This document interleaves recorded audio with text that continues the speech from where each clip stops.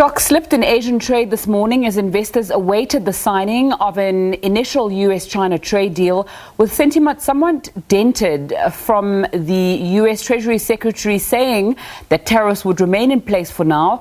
Markets were also weighing the impact of the US government nearing publication of a rule that would vastly expand its powers to block shipments of foreign-made goods to China's Huawei as it seeks to squeeze the blacklisted telecoms company. China's central bank has also extended fresh short and medium-term loans today, but kept the borrowing cost unchanged as it seeks to maintain adequate liquidity in a slowing economy.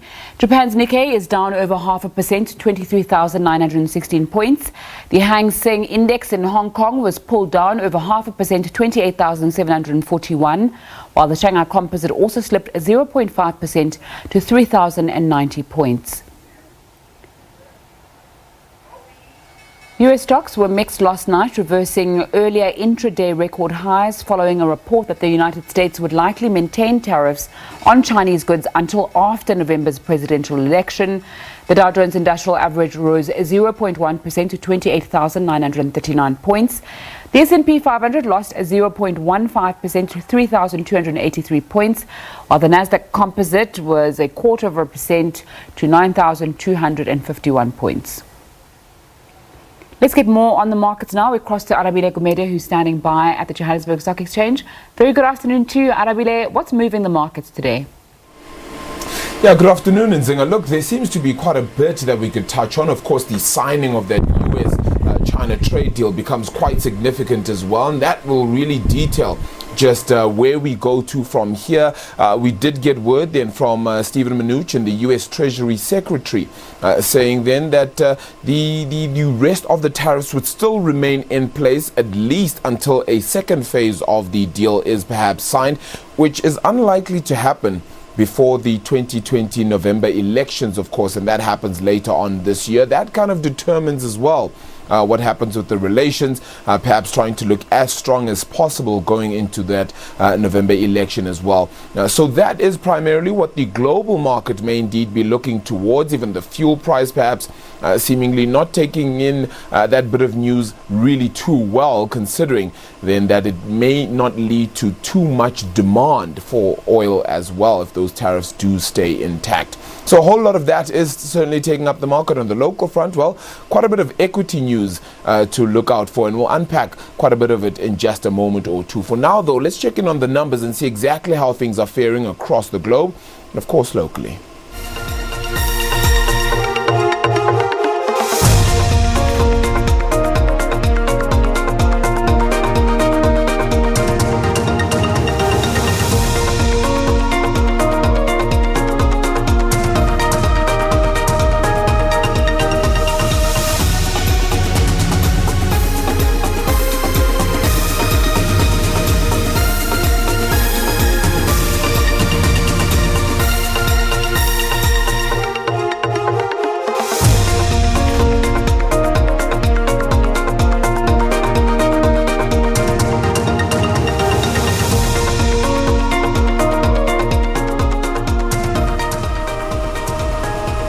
Well, as you can tell there, even the currency perhaps not doing as well as one would have liked, but pretty much stable at that 1441 Rand against the US dollar mark there. So some weakness coming in certain parts of the market, not necessarily seeing some good numbers across the board. I think a bit of caution is what investors are hoping for, or rather keeping towards, especially for today. But let's chat to Michael Traherne then, his portfolio manager at Vestact Asset Management, joining us live here at the Johannesburg Stock Exchange as we get into that market picture. Michael, thank you so much for the time. Thanks, just a slight gain of around 1/3% or so for the all share. It's consistently been positive, but not much to write home about really when we take a look at that index. Hopefully headed towards 60,000 points. Is that the mark to look out for? Yeah, we can't complain. 3 days in a row of green markets, followed by 1/3% today, so that's good news. No doubt when you start getting around these big milestones, they're psychological barriers that traders need to get through. So you generally see the market pause a bit around there, and hopefully if we get through it, we can stay through it. But our market is very much driven by what happens on the international front. So if trade deal signing goes well today, and if we get a bit more detail around it and it's to the market's liking, then you see global markets feeling buoyant, and you see our market doing well on the back of that. So yeah, it's mostly an offshore story, and we just follow along. Speaking of our local markets, there have been quite a few equity stories and predominantly retail stories. First, we had Edcon closing out a store, and Edcon has had some troubles for quite some time. Then we had Massmart with the retrenchments of over 1,400 staff members. We had Woolworths CEO Ian Moore then saying, well, look, I'm stepping down. You also have word of ShopRite getting a 1 million rand fine for reckless lending. How difficult is that space in South Africa's retail market right now? Yeah, retail is traditionally quite difficult to operate in, and one of the reasons is they've got very thin profit margins, so there's not much room for error. You need high volumes to make things work. So if you have a look at the Woolies share price yesterday, actually up almost 10% on the news that they're getting a new CEO. Market clearly saying, guys, we need new blood at the top of the company, and the new Rod coming in. Yeah, Roy Bagattini. Roy Bagattini, market's liking him. He's got a very strong track record, so that's exciting for shareholders.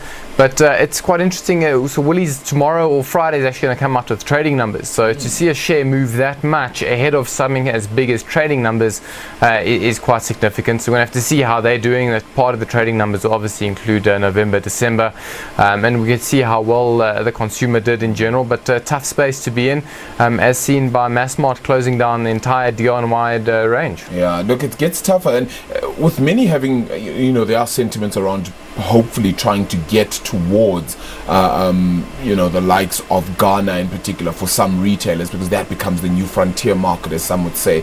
Do you think that perhaps a pullback in expansion plans is quite necessary at a time like this, because things aren't necessarily going too great with the economy, and not just South Africa wise but globally? Yeah, it's a lot of the retailers that have looked outside of South Africa's borders have suffered, and that's not only into the rest of Africa. You take Woolies, for example. One of the main reasons Ian Moore is not looking good on a Woolies front is because of the David Jones acquisition in Australia, which turned out to be a disaster. So you have a look at the likes of ShopRite. They've moved into the rest of Africa. All those operations are struggling. Part of it is getting money into those countries, then it's trying to get your money out. If there's hyperinflation in a few of them, that's very, very difficult. And then just rolling blackouts or lack of access to fuel makes it very difficult to transport things. So it's management's having to try really hard. And obviously when you're trying to manage a business from a different country, there's challenges involved with that. So management needs to be very particular about the markets that they focus on and make sure it's ones that they understand properly. Yeah. Do you think Vodacom kind of understands the market that Cell C is currently in, and of course they're trying to take up some of that market share in taking their contract customers? That would really be a good boost for Vodacom if they were to get this deal right. Yeah, boost for Vodacom, a bit of a hit to MTN because Cell C roams on the MTN network. So obviously if that 1 million odd Cell C contract customers move over to Vodacom, that's effectively moving from the MTN network to the Vodacom network. So it'll be great for them. I don't see how it gets past the Competition Commission though. MTN and Vodacom dominate the space. The Competition Commission was calling for more of it being broken up, more players coming into the game. So to move 1 million from number 3 to one of your top 2 players, I think they'll struggle. But from Cell C's side, they're struggling financially. So if they can raise a bit of money, that's good news for them. And we saw the Blue Label, who owns a chunk of Cell C, their share price did quite well yesterday on just rumours. Yeah, so they'll certainly enjoy that news. Very quickly as well, then the South African Reserve Bank tomorrow announces that interest rates decision. A cut, a hold? More than likely a hold. The optimist in me says at least a cut is still on the cards, but maybe I think Moody's, we have to wait for the Moody's ratings decision. More than likely we get a downgrade. More than likely the rand's very, very volatile for 2 to 3 weeks following that. But I think then things calm down, everyone goes back to normal, like, okay, default, we've been here before, it's not the end of the world. Many other emerging nations have been here as well. And then inflation stays low and the Reserve Bank goes, okay, well, there's no major threat in coming up, and we can then cut interest rates. So Yeah, my prediction, we get a cut in March and then probably another one later in the year. Good news for homeowners. Certainly, crossing fingers. Definitely. That's the plan. Michael Treherne, thank you so Thanks much for the time joining us there from Vestac Asset Management. Some other news as well then, in the platinum price breaching $1,000 then as well for an ounce. So quite interesting on that front. It just keeps on going. The palladium price, of course, becoming one of the most expensive commodities as well, at around $2,100 a fine ounce on that front there too. So it gets interesting as well when one takes a look at that commodity price. We'll see how it continues to fare, and we'll give you all that detail right here, of course, on point. For now though, let's get to an ad break. My colleague Nzinga Qunta joining you right after the